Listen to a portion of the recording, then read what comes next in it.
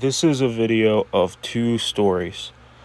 One, Adobe Premiere kinda sucks. At least right now. The second story is, don't let anybody dictate your art. Turns out I can't use Adobe Premiere. This sucks. I was so excited for Adobe Premiere to come to iPhone and iPad, and I can't use it. Playing with it more, I'm not sure if it has anything VN Video Editor doesn't already have. And VN Video Editor is completely free without AI stuff.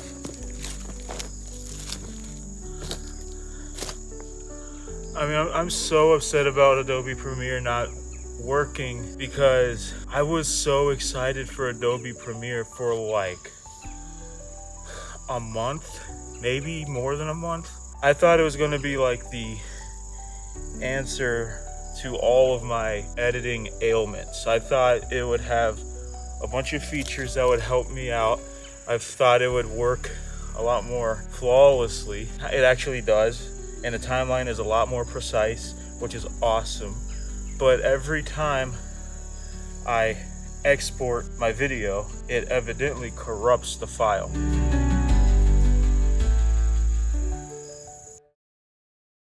Even though the file is, something has to be wrong with it, I'm going to put it in the completed video that I wanted to post into this timeline right here, and I'm going to export it and see if it works. Hopefully Adobe Premiere just uses a weird codec that YouTube doesn't like, maybe. That's kind of my hope. Would be kind of nice if you could change the codec, just in case. But there's not an option for that yet.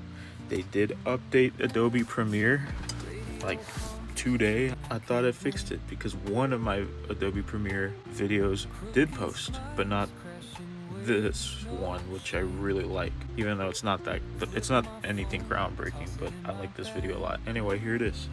2,223 songs. That's how many songs is in Adobe Premiere's new editing software for iPhone and iPad. I usually get like 40 or 60, depending on what editor I'm using. That's the songs I have to use. Now I have 2,223. I am super excited to make a video today. And I think I know what I'm going to make this video about.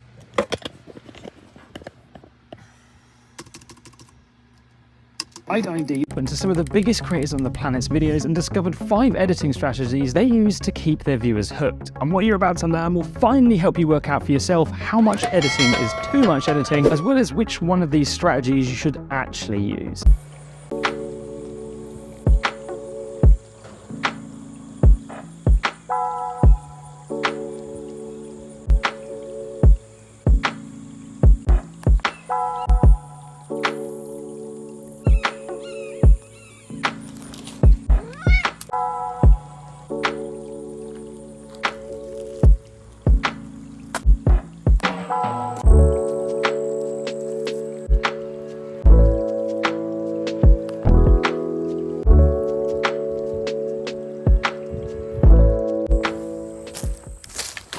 I want to talk about what this film booth is talking about.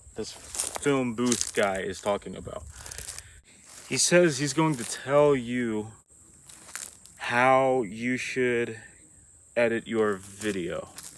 He's going to demonstrate on whether you are editing too much or too little. I strongly disagree with that. Video creation is an art.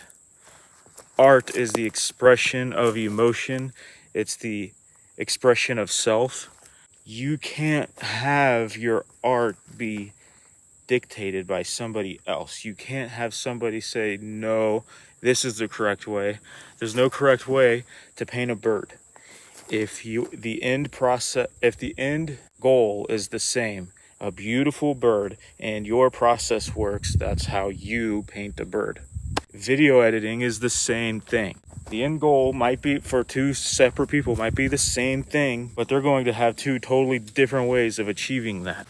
Yeah, like it's like a 2-minute video. It's not that long, but editing the B-roll section, the long montage, I could really get a feel for how precise the timeline is. And what sucks is if you pay attention to the video, you during a lot of the cuts, you can hear popping noises and glitches in the sound, which is not good. Hopefully they fix all these issues in an update. I mean, the app is brand new. You can't be too upset, but I don't know. I love the way the timeline is super precise. You can zoom all the way in and scroll frame by frame, which is awesome. You cannot do that in VN Video Editor. It is pretty precise, but it's nothing like Adobe Premiere. Yeah, there's just a lot of stuff I like about Adobe Premiere. Like in the beginning of the video, there's like a million soundtracks for like music and stuff for like sound design, and it really sucks how the app is just unusable because of whatever's corrupting the video file. And something you can tell something's buggy as you watch the video if you just pay attention to all the little glitches and popping sounds in between each clip, which does not happen in VN.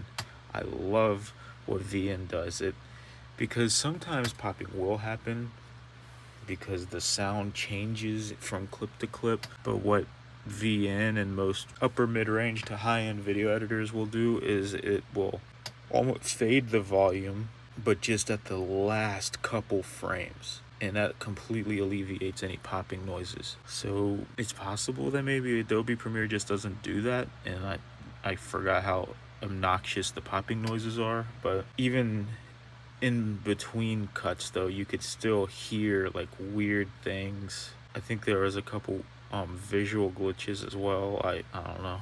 Not a fan of the way the app is, a fan of editing on it. Not a fan that they released something that doesn't seem complete.